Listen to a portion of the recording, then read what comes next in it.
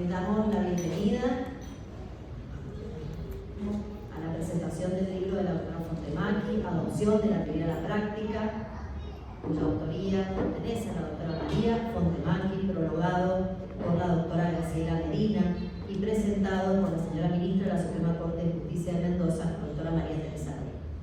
Agradeciendo la presencia de todos ustedes, magistrados, funcionarios, profesionales, operadores, familias, sociedad en general. Damos comienzo al acto con la presentación de la doctora María Teresa Rey, a quien le cedo la palabra. Bueno, ¿me escuchan? Sí. Bueno, buenas tardes. La verdad que un gusto y un agradecimiento eterno a la doctora porque me ha honrado pidiéndome que presente este libro que la verdad es maravilloso. Lo he leído 2 veces, porque lo leí primero digitalmente y luego en papel. Me he hecho un apunte, la verdad, porque no quiero que me falte nada. Es la primera vez que presento un libro, por lo tanto no tengo esa experiencia. No soy de hablar así como de corrido, pero me pareció que esto ameritaba hacer un apunte de cada una de las partes, tantas veces que yo he ido a escuchar cuando presento un libro. Me parece que este es el lugar indicado porque la doctora ha dado su vida y es un mínimo agradecimiento de parte de este poder policial, quien ha trabajado siempre con todo su corazón y dando todo para este pueblo. Por eso me parece que es el lugar más adecuado. Nosotros nos conocimos hace muchos años, conocernos sin vernos, porque yo la reemplacé a ella como secretaria. Ella era la secretaria del primero de menores y pues aceptó cuando yo era jovencito. O sea que a mí me vino bárbaro que ella ascendiera más atrás. Si no, yo esta vez no estaría. Así que bueno, cuando lo he leído me he sentido que volví a ese año 95, 96, porque he vivido, la verdad, muchas cosas que la doctora ha vivido y yo he sido también secretaria de ella, cuando ella superaba su lugar. Como dije, me han notado algunas cosas porque me llamaron mucho la atención. Por ejemplo, en el prólogo, Graciela Medina, que no hace falta que diga la cantidad de libros que tiene, más de 30, comienza diciendo que es el libro que le hubiera gustado escribir a ella. Yo creo que con eso yo ya me tengo que ir, no tengo que decir más nada. Suscribe los ideales de la autora y admira su tenacidad. Creo que es una cualidad exacta de la autora para llevarlos a la práctica. Viene el título, Adopción de la teoría a la práctica, es decir, Marilyn Fontemacchi, porque no se queda jamás en la teoría, ella siempre va a la práctica. Y no solo va, sino que lucha y pelea para lograrlo. Y ella busca una práctica eficiente de la adopción. La adopción, un tema que creo que todos acá no nos deja dormir a veces, porque nos preocupamos y nos ocupamos. De eso no tengo duda que nadie en este fuero se ocupa de acortar los procesos, de dar la mejor servicio, la mejor atención. En eso no tenemos duda. Que no nos sale bien a veces, es verdad, pero la verdad es que nos falta la voluntad de nadie. Y acabo de lo más técnico, por eso me lo mandé. Bueno, tiene 2 títulos, ¿no? El primero, de aspectos jurídicos y realidades, con varios capítulos, 6, donde toca todo. La normativa internacional, luego la normativa nacional, la regulación de los procedimientos, luego toma la adopción, el eje, todo. Por supuesto, no podía ser que Marilyn no tocara los derechos de otros países, porque ella siempre es precursora en América Latina y siempre habla del niño acá y también en América Latina. Y de su querido equipo interdisciplinario de adopción, como no va a decir todo lo que a ella le costó y todo lo que luego fue el actuar con el equipo, porque en base de eso luego estuvo en la ley y luego estuvo trabajando en la ley. Ya en el título segundo ya hay análisis de casos y testimonios, y la verdad que tiene varios testimonios, también está la jurisprudencia y varios documentos, que esto es como hacer un libro que todos deben tener, porque con ese libro ya tienen todo, no tienen que ir a buscar las convenciones, a buscar las directrices, tiene todo, y también tiene jurisprudencia nacional, provincial e internacional. Me llamó la atención cuando arrancábamos, en el capítulo 1, arranca como es Marilyn, cuando dice las categorías de análisis de los derechos humanos, algo más abstracto posible, y ella lo concreta. Y dice, bueno, pongo un ejemplo, pongamos un niño de América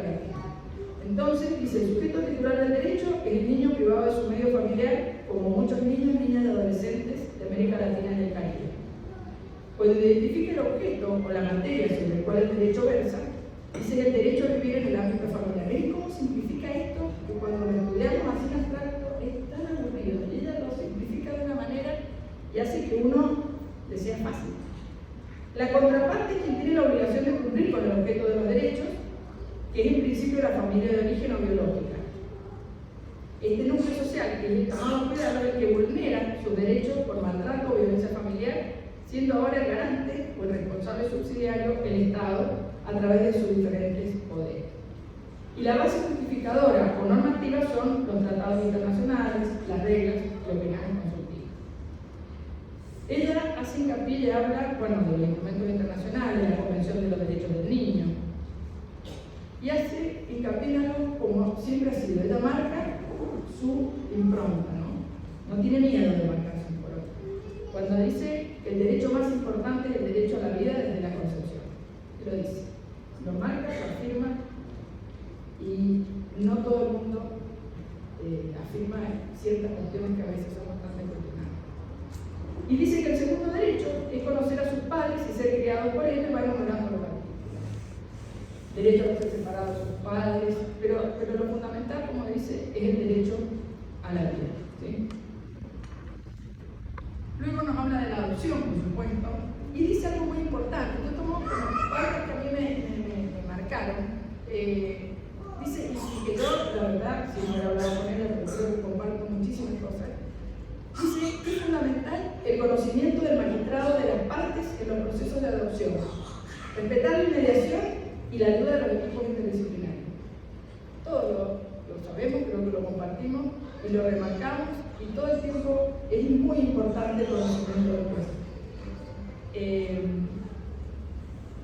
Habla de la adopción, no solo está regulado por el ordenamiento jurídico, sino que nos dice que es un acto humano con un profundo sentido ético, emocional y social que desborda los aspectos legales para constituirse en una institución jurídico-social, remarcando que debe estar siempre autorizado, o solo autorizado por la autoridad competente.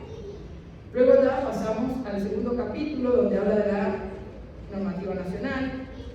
Volvemos con la Constitución Nacional, los tratados con jerarquía constitucional, y vuelve a remarcar, cuando hablamos de la Ley 23849, las reservas que hace la Argentina, y vuelve a hablar del niño en la Argentina, que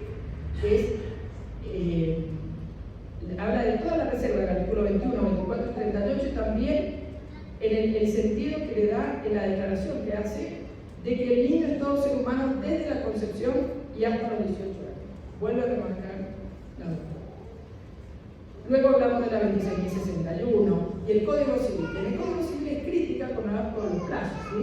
Y tenemos el artículo 706, ¿sí?, del Código Civil, donde resalta lo que todos sabemos y que todos caminamos hacia allí: la inmediación, la oficiosidad, la oralidad, y apunta más, porque habla de una mayor oficiosidad en la adopción, y hace todo va desmembrando por qué debemos tener esa oficiosidad. Y yo le entiendo a la doctora, porque nosotros cuando éramos el viejo juzgado de menores, era muy natural el oficio porque hacíamos penal también. Entonces, bueno, ese es el hincapié, o es una solución que ella aporta, decir, mire, yo creo que por acá está, ¿no? Por acá está una de las salidas donde podemos mejorar los procesos. Y luego vamos a los plazos del 607 del Código Civil, donde hace una crítica, donde dice que se busca excesivamente buscar la contención en aquella familia que se dejó. Ella busca terminar con eso, cumplir los plazos rápidamente, porque muchas veces los perjudicados, o sea, muchas veces siempre los perjudicados son los niños, y se busca proteger a esa familia que los abandonó. Luego nos da toda una trayectoria de la adopción y la evolución legislativa.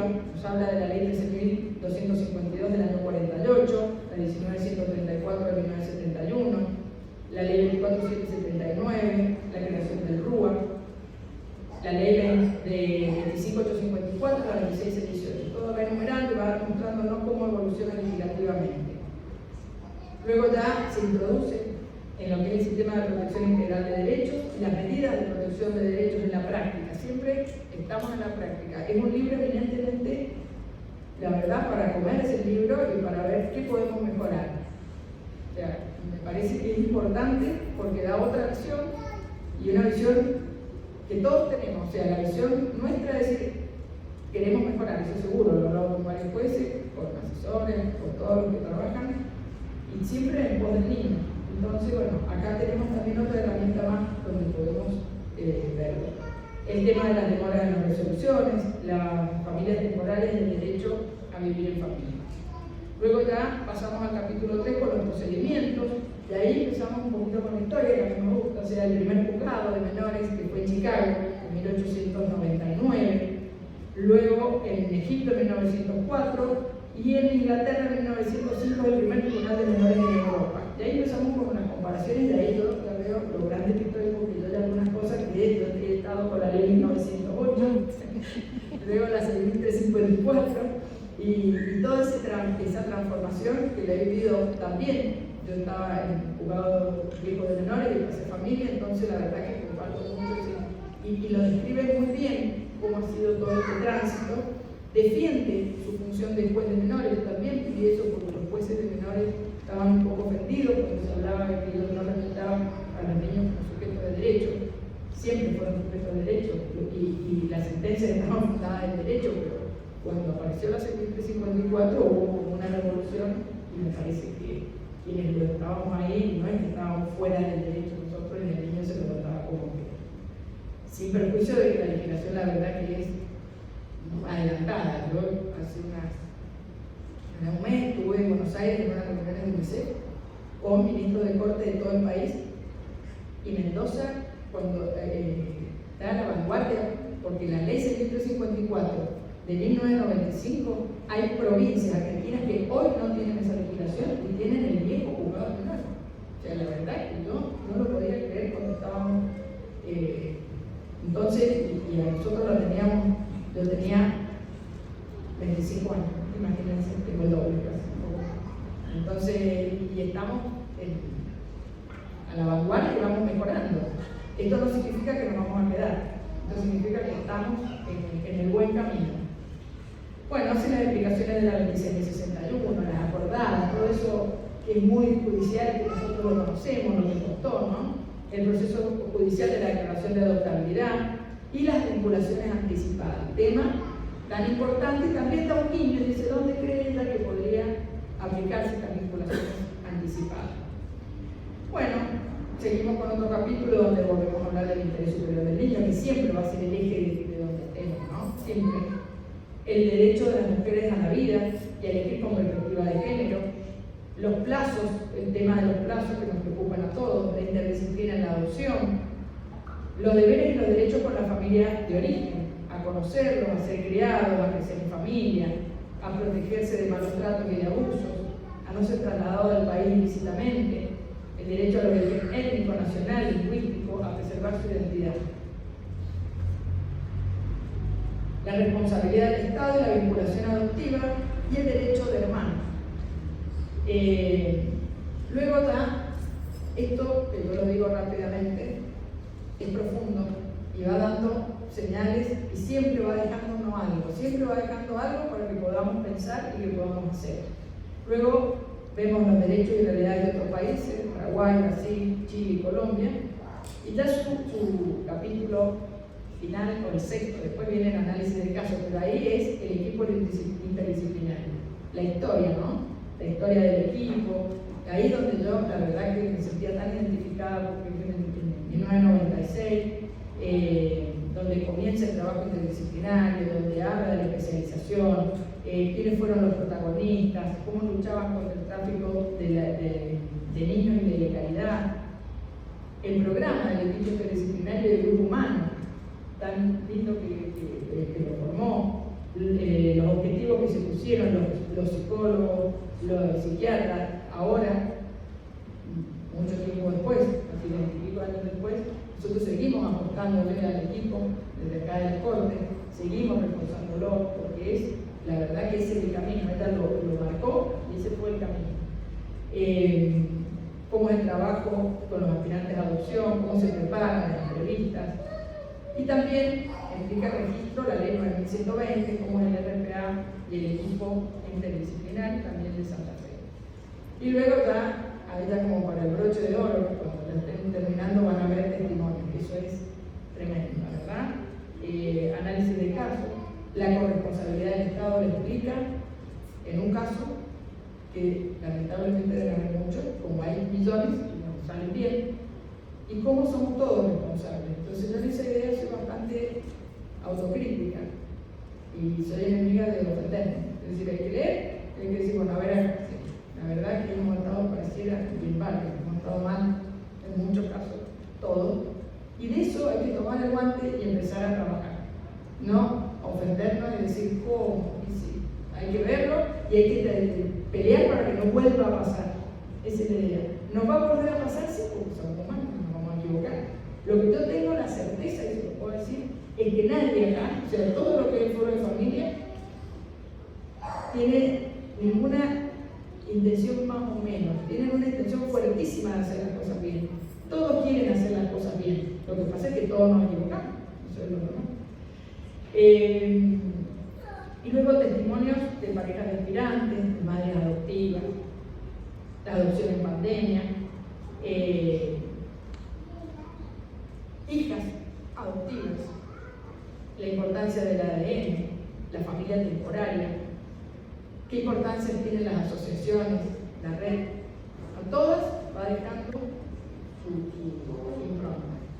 Luego tenemos la jurisprudencia provincial, nacional e internacional, como no podría ser de otra manera, la de siempre nos enriquece con jurisprudencia de otros lados. Y, como les dije antes, el último capítulo son todos los documentos, las convenciones, la legislación nacional, con propuestas de reforma, porque no solo se queda Marilyn siempre en decir esto no está bien, sino que propone cambios, y legislación internacional. La verdad es que un gusto, y quiero desde mi lugar como coordinadora del fuero, como ministro coordinadora del fuero, decirles que vamos a estar cada vez mejor, que hemos avanzado muchísimo, y me he traído algunos datos para salir un poco contento de decir, o sea, felicitarla por el libro y ver que algunos temas que además yo lo he conversado con ella y siempre está no solo la puerta de mi despacho, la puerta abierta, porque ella nos ayuda, nos critica y nos ayuda a mejorar. Que en la actualidad esto no pasaba hacía mucho, todos los legajos que están en el RPA están evaluados y están al día. Que se han realizado en este 2022 79 vinculaciones de niños, niñas y adolescentes. Se han atendido 15 progenitores que han considerado otorgar su consentimiento informado. Eso que lo sentí y eso que me anoté todo. Porque el consentimiento informado le da mucha importancia y lo explica y habla de la importancia de cómo atenderlo. Yo también lo he hablado bastante porque yo creo que es una cuestión muy importante donde da una mano, ayuda. Cuando habla también hace una crítica sobre lo de los 45 días, ¿no? de intervención del equipo interdisciplinario que tiene que intervenir siempre.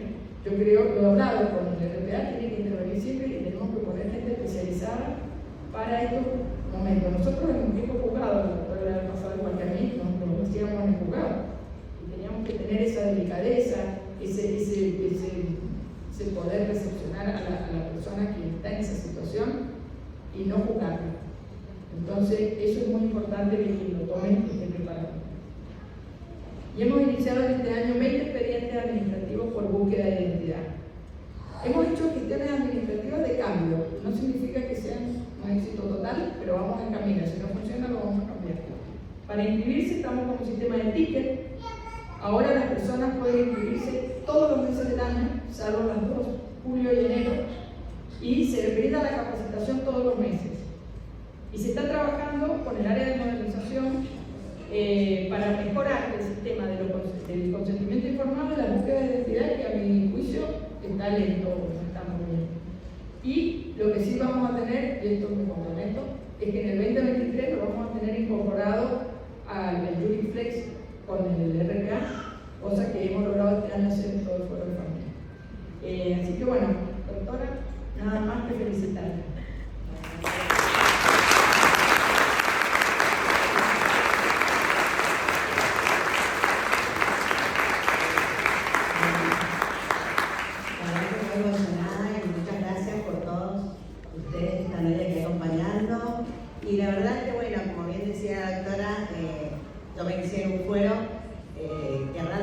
tenía a cargo todo lo que era vulneración de derechos, tanto en el área de familia como también en el área penal adolescente. Luego ya quedé en esta área como jueza, pero siempre el tema de los derechos de niños y niñas que son vulnerados es algo que a mí me duele y por eso trabajo. Y como bien dijo, realmente he tratado de poner en este libro que la verdad que me dieron mucha fuerza a las chicas que están acá, y creo que era importante decir, y me pareció también fascinante poder hacerlo sin cortapisas y sin límites. Por eso por ahí, como bien dice, no quiero ni en las historias que cuento o en lo que digo absolutamente una mirada de reproche, ni tampoco, ¿no es cierto?, de que nadie se pueda ofender, al contrario. Yo creo que uno tiene que mostrar la realidad, porque de esa realidad yo también fui parte. Por eso agradezco tanto estar acá en la Corte, lugar que siempre me dio la posibilidad de crecer. Como bien dice ella, yo propuse a la Suprema Corte de Justicia en el año 96 un cambio con el equipo interdisciplinario, con gente que trabajó de honores, y quiero rescatar, como lo pongo también en mi dedicatoria, a María Liliana Videla. Ella fue un hito y una persona entregada a esto, falleció lamentablemente este año, pero le reconozco a ella que también creo que el humanismo es lo que más nos hace falta resaltar y potenciar. Sabemos que todas las personas que están en el foro de familia, yo, si bien yo fui parte del foro, fui parte del anterior, pero siempre estuve ahí con mi hijo. Tengo dos hijos adoptivos jueces acá, presentes, tanto Gaby como Beto. Las dos, bueno, realmente yo los quiero a todos, un montón, tengo muchas hijas adoptivas de corazón. Y la verdad que el objetivo de este libro fue darle la voz a todos aquellos niños y niñas que no pueden hablar, que no son escuchados primero por su familia, después por las instituciones. Y como bien dice María Teresa, que siempre, bueno, como dice, me habrá puesto su despacho, yo siempre vengo a la Corte a decir lo que me parece, pero creo que tengo que ser la voz de aquellos que no pueden llegar, porque yo los he escuchado, porque sé lo que sufren, porque he visitado hogares de permanencia, residenciales. También tengo la suerte de conocer también a María Eugenia, que ella está en la enfermedad temporaria, y todo lo que yo digo acá también es porque escuché a quien me lo dijo. No es, o sea, todo está fundado, todo está. Y el tema de poder decir, eso yo lo tengo que agradecer. Agradecer a ustedes que me dieron el lugar en su momento de darme la posibilidad de traer este equipo. Luego, con los años, incluso en alguna oportunidad pude subrogar a Gaby en su juzgado como jueza de familia, para mí es maravilloso. Y la verdad que es algo que siento en el alma que tengo que hacer. Y la vida me dio un montón, entonces algo debemos también dar a aquellas personas que lo necesitan. Y por eso digo que no quiero que nadie se sienta a lo mejor ofendido por lo que encuentro por ahí casos, pero son casos de Mendoza, casos de Buenos Aires. Pero lo que yo resalto es, bueno, acá, empecemos a tener una perspectiva de niñez, de infancia, porque aunque el interés superior está consagrado hace 40 años ya, por poco, desde el año 24, 100 años vamos a cumplir dentro de dos, de los principios de esta declaración que habla de que el niño y la niña merecen lo mejor que la humanidad les pueda ofrecer, que son los primeros, pero cuando vamos a un expediente vemos que no son los primeros. Lamentablemente es algo que peleé en la legislatura cuando se dio el 91-20, que le dieron un abogado a los niños y a las niñas. No solamente obligación de que el madre y el padre abandónico, violento, y que quizá tuvo una infancia muy difícil, tenga garantizado este derecho, pero el niño o la niña víctima no lo tiene.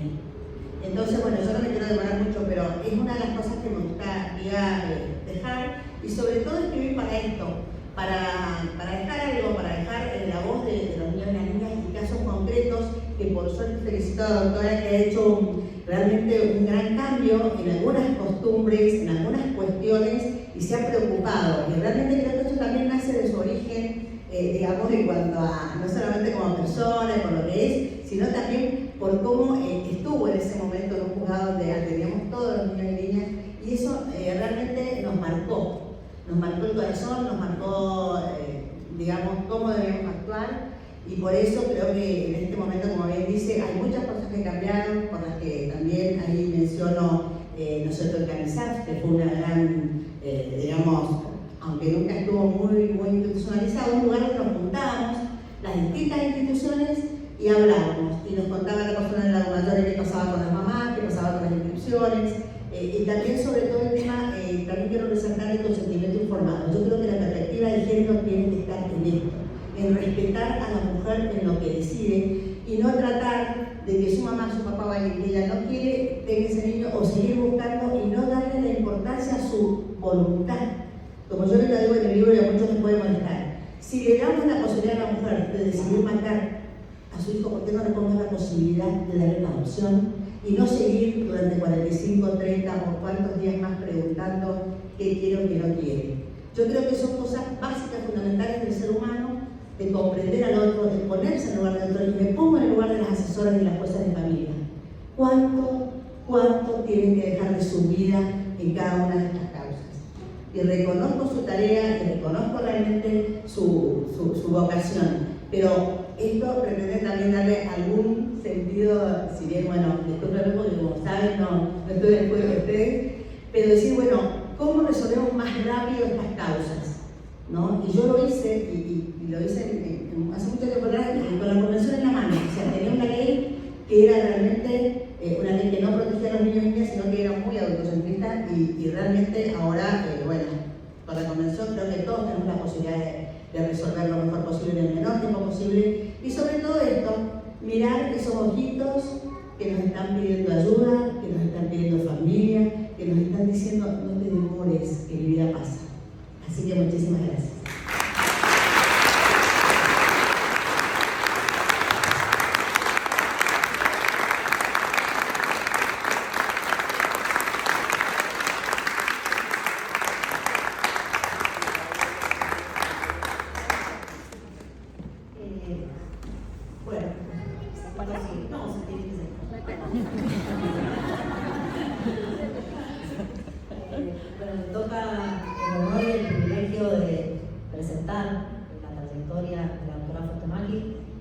Hemos seguido estrictamente el orden que nos ha dado, no quiso ser presentada ella antes, sino junto a las personas que vienen a continuación y que han colaborado con el libro, por eso este ha sido el orden de la presentación.